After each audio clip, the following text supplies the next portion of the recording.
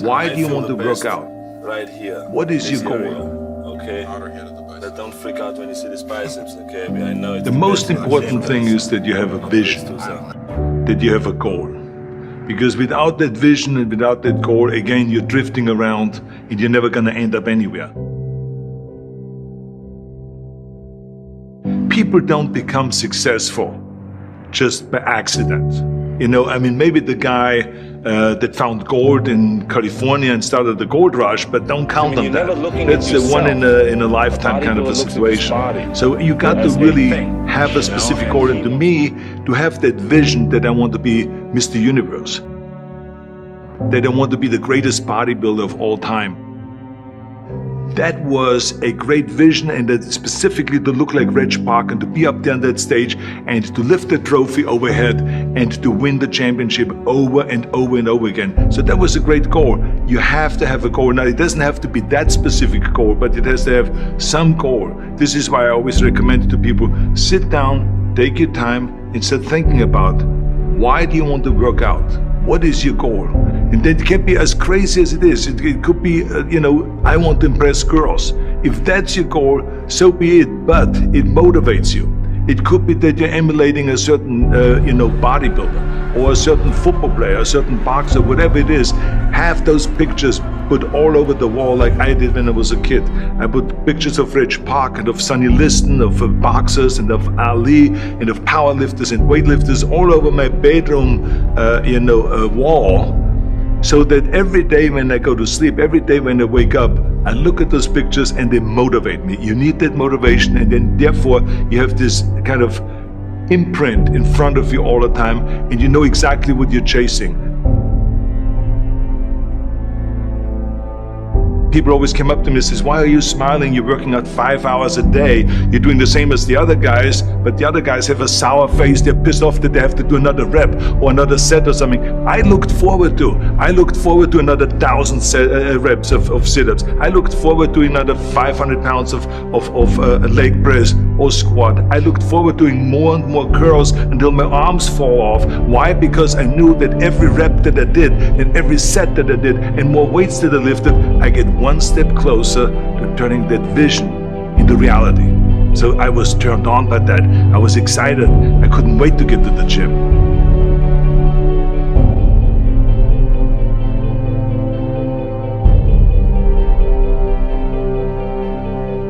I remember that when I weighed 245 pounds, and Bob Rafelson, the director of Stay Hungry, said to me that I'm interested in having you come in for a reading and work on your acting and all this, because I'm interested in having you in a movie to star with Jeff Bridges and with Sally Fields.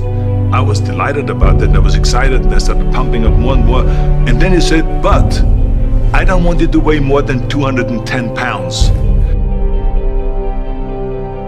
You want me to be in the movie, but I'm weighing 245, 246. I say, I just won the Olympia, I say, which was 1974, and I was really at my biggest. And but he demanded that, and he says, look, it's very simple.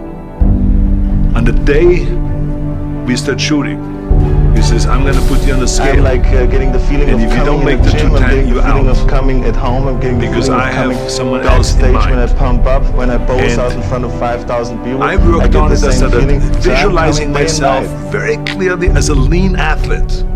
Because that's the only way I could lose that weight and all of a sudden get interested in running more. Because up until that point I ran like 3 miles after training or before training or whatever. But now all of a sudden it was 5 miles, 6 miles, 7 miles, 8 miles. And they even ran mini marathons in order to lose the weight. And I did everything with high reps. And I was watching my diet, what I eat and all those kind of things. But the day before, I remember we were in Birmingham, Alabama. The day before I was at the YMCA with Bob Rafelson. He was swimming and I was working out and I was running. There was a track there and I was running. He says, let's step on the scale.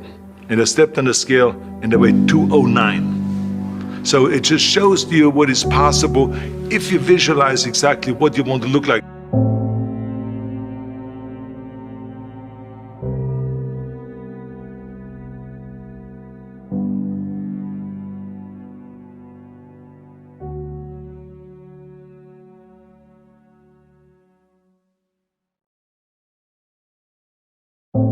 And there was no room for any kind of like, well, I can't get my act together or anything like this, because there's only a certain amount of time. But the key thing again is have the clear vision. Have the specific goal of what you want to accomplish, because then you never go to the gym and you say, the day I feel down a little bit, I don't know what it is all about, I don't know my life, I'm confused. No, I tell you that I was a perfect example of someone that was not confident at all.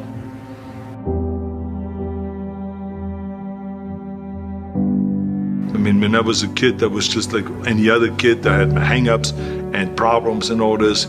But when I joined the weightlifting club and I won my first little trophy because I did the best clean and jerk, and then we went to another meet and I won another little trophy, I started feeling like somebody. But the bottom line is, everyone can use the same method, because I used it in politics, I used it in making money, I used it in everything that I've done in the movie business. When you have one little victory, little victories add up, and that is what gives you then ultimately confidence. Well, for me, the most important thing always to have a deadline. So when I, for instance, had a competition, and let's say the competition was in the middle of September, and it was now beginning of summer, so there was no more time to screw around. So there was the time now to get going on a diet, to get going with the training, to not slack off at all, because there was a deadline there. The day of the competition, I had to be in the best shape possible. And I knew that if I come to the competition and I lose because I did not schedule my training the proper way, or I didn't have the right frame of mind, or I didn't give everything, literally worked my butt off, I would be just so angry. So I never wanted to be in that situation. So this is why it was very important to pick that time and to say, this is when I have to be in top shape, and then I work towards that. But it's not just with the competition. I mean, it's the same in the movie business. I mean, to me, it was always a big advantage when I said, okay, my movie starts on April 1, and I have now 3 months, so I have to get really in great shape. So you pick those times. It could also be that you have no movie and you have no Mr. Olympia or no Mr. America, no Mr. Universe coming up or any of those things. But you say to yourself, the summer starts in June. I'm gonna go to the beach in June, and at that time I want to be in great shape. So that creates an urgency that makes you really start training hard and taking it seriously. Because if you don't have a specific plan, then you wander around. I mean, you can have, as I've told you many times, the best ship or the best plane in the world, but if you don't have a specific goal where you want to go and when you want to get there, you just drift around and you never get anywhere. So this is why it is so important to create that urgency and have a specific time when you want to be in shape. Well, I mean, look, everyone has a problem with time, but the day is 24 hours and we sleep 6. Now, I know there's some out there that say, whoa, I need 8. Well, I say just sleep a little faster.